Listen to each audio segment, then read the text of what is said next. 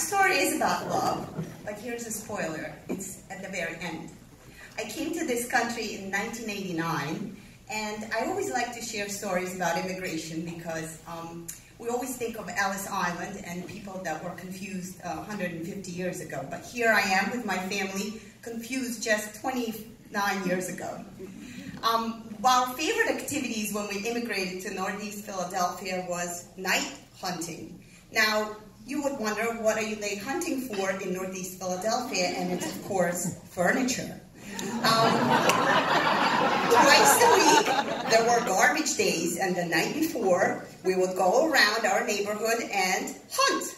Now, you can only imagine how my room looked like. I think the decorator from IKEA would have a heart attack because everything was mismatched. The color, the texture, I mean, whatever people had extra, we would be happy to have. But there's one thing that was in common, that was geographical location of where things were found. So the dream of a girl at 13 was, of course, to have furniture that matched and a beautiful room. So one day, my father went for a little run at 6 in the morning on a very special garbage day. And he was in awe because there was a man who was bringing out all the furniture from his house that actually matched. So my father hid in the bushes. Something was going on. I think, he felt like, just to compare, like imagine coming out of the building and there's $400 bills under a car that's parked. And you're standing there in the bushes waiting for the car to move so you can run and collect them. So my father, in his perfect Russian English, I think it's Spanglish, but I don't know if there's an equivalent of that for Russian English. But he comes up to the man and he says, "This you not want?" So the man is like, "Yes," very upset, very angry. My father's not sure what's going on. So like, take it, So my father is like a very classy man, a professor from the university back in Russia. So he just wants to confirm, for you, it's garbage? So the man says, yes, and he screams something about his daughter. So my father is not really sure, and there's not a time for details because the garbage truck is coming very soon. So my father takes what he can, including like a dresser, some pillows, and he runs towards our apartment.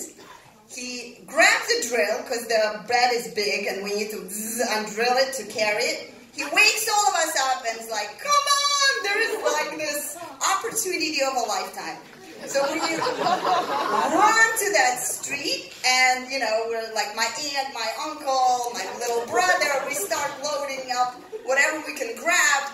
And this man is screaming something about the daughter. We're still not sure what's going on, but we make a few runs. And on our last run, we see this zooming car, trying to enter the driveway, not realizing that the father did wake up and realize his daughter is missing. And he decides to punish her by throwing her out of the house. Woohoo!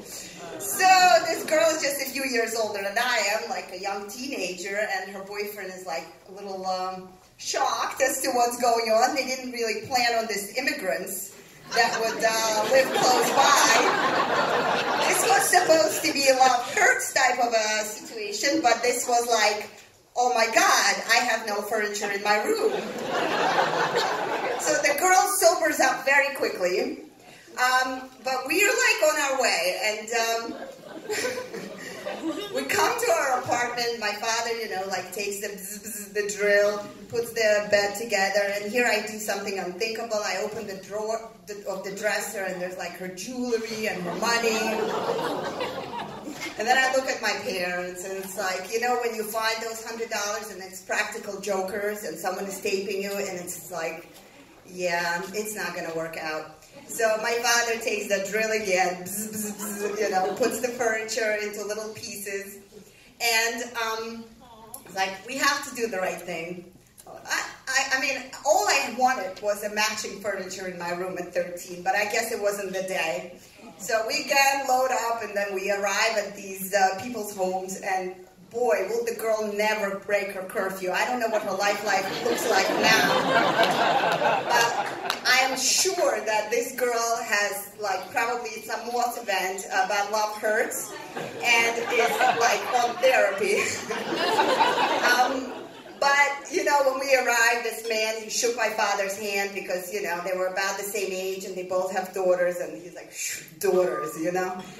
And even though we were in different